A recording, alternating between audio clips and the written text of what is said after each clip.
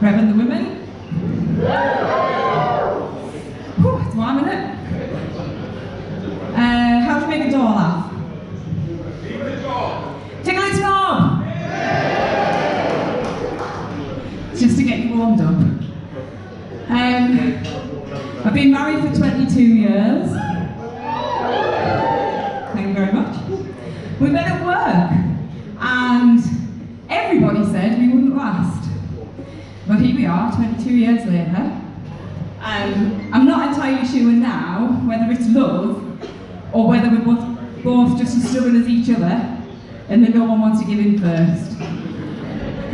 No, I love him really. We work really well as a team.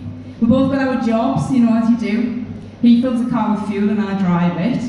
I make the meals and he leaves the pan to soak. We're quite competitive between the two of us. If I've got a cold, he has a flu. If I have a pain in my knee, he's got arthritis. We play this game when we go to bed. Sorry, Mum. No. The aim of the game is to get into bed and get to sleep first, so you can make the most noise so that the other person can't get to sleep. And this is the one that he wins every night. And then we sit at the table the next morning with our coffee, and he'll go, "How did you sleep last night?" And I'll go, "Not great," and he'll go, "Nah, me neither." Okay.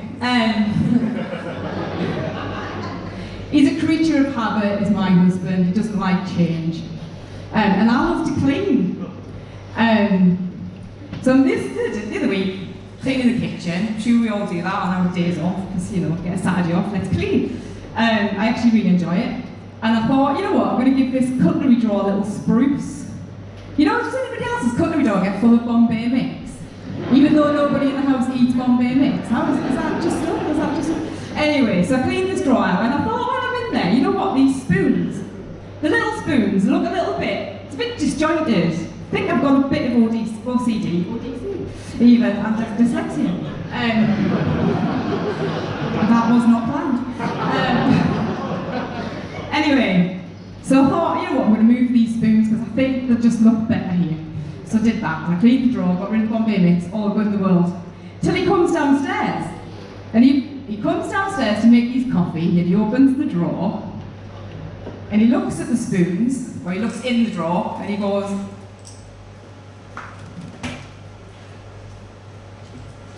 "Where's the spoons?"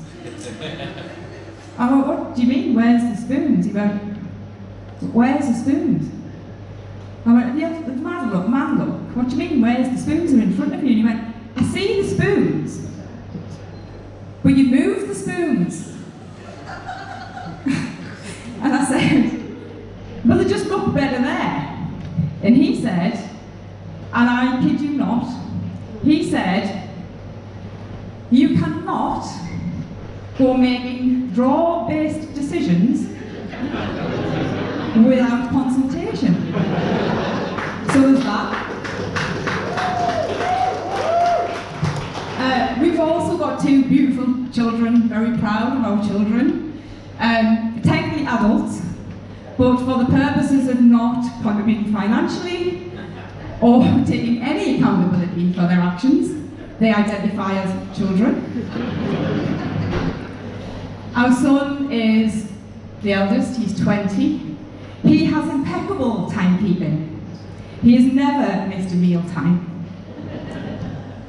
He's also your person for Who Wants to Be a Millionaire? You know, you phone a friend, sorry, old school, whatever it is, because he knows everything. He's never been told anything that he does not already know. So if you need somebody for your pub quiz, bring him in, you'll win. Apart from, do you know how much money you owe me? Doesn't know that one. And then we've got Ellie. Ellie is the youngest, she's 17. She's a delight. Me and her husband sit on the morning, and we anticipate which version of Ellie we're going to get.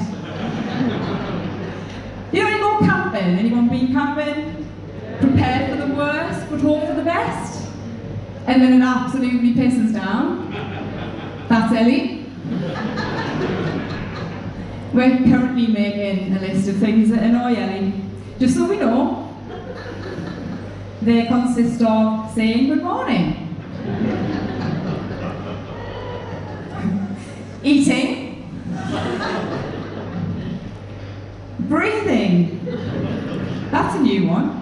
I genuinely was in the car with her last night. I picked her up last night, as you do, and she said, "Do you have to breathe like that?"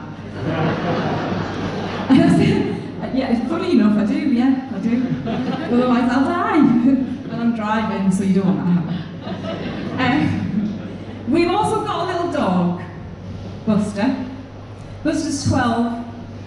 Oh, little Buster. We always said if we had a dog first, we'd never have had kids, by the way. Buster's been pooling recently, and he was diagnosed, although we made a miraculous recovery, with epilepsy. I thought I needed to bring him into the story, as I've talked about the whole of the family. I need to talk about him as well, because I thought it was only fitting. I've been in jail, I've raised money for Mind. I wanted to say thank you for all of your incredible support. I'm going to hand over to John because I can see he's going, come on! But I set myself a target for £100 and I've raised to date £800.